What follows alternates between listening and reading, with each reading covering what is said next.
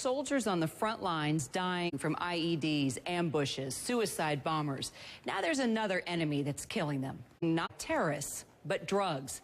A scathing Army report on substance abuse and overdose in Afghanistan. This is a country that is estimated to supply more than 90% of the world's opium. And now it's gotten a hold of our men and women in uniform. The Army reports that in just 1 year, 8 of our soldiers have died overdosing on heroin and morphine. More than 4 dozen soldiers were investigated for using, possessing, or selling drugs. And on top of those disturbing numbers, the Army also reports that the use of heroin among its soldiers is on the rise. Tom Fitton, president of Judicial Watch, a conservative legal group, joins me now. Tom, Afghani dip is a term used by these soldiers. What happened to the discipline? Oh, I think the Army is very well disciplined. The question is this problem associated with being deployed in the opiate capital of the world being handled appropriately by the military leadership, and are those being deployed understand the easy access to drugs they'll have, and do the family members of those being deployed understand that it's a risk factor as well, and is everyone on the lookout for the problems that result from drug abuse and addiction?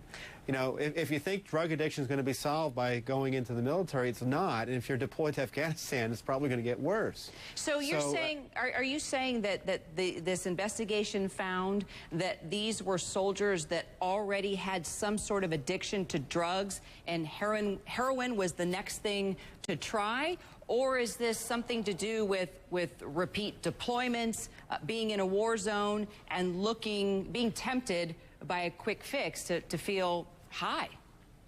Well, one can only speculate, but my guess is it's a combination of all of those factors. And, you know, the military needs to be forthright about this. And we have to understand that the source for some of these drugs is directly from the Afghan National Police and the Afghan Army.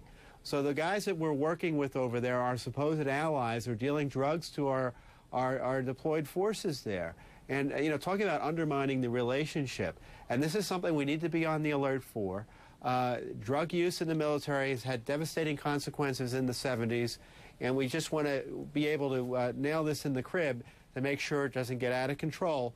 And one of the first steps is by asking for it through the Freedom of Information Act. Here, we would not have known about these deaths if but for Judicial Watch's Freedom of Information Act request early this year, asking about what's going on there in Afghanistan with respect to opiates. And we did reach out to DOD, did not get a comment by the start of our program. We also reached out to the Army over the weekend, did not get a comment.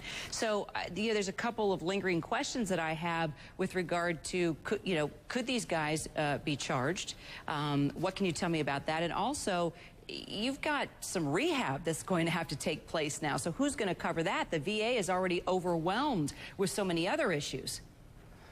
Well, you know, in terms of the charging, the investigation documents we have are just that, investigation documents. How the cases have been resolved, they did not give us the information about.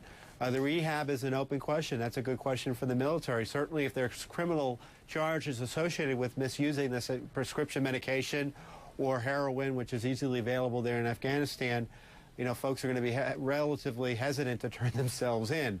You know, this is a dangerous situation. Some of these documents show that some of these young guys were smoking hashish at their forward operating bases. So, you know, these are dangerous situations they're in, and you want them to be 100% ready, and obviously if they're on drugs, they're not 100% ready. Yeah, it's disturbing, and it's pretty heart-wrenching because it puts a black eye on all the men and women that are doing such a good job over there.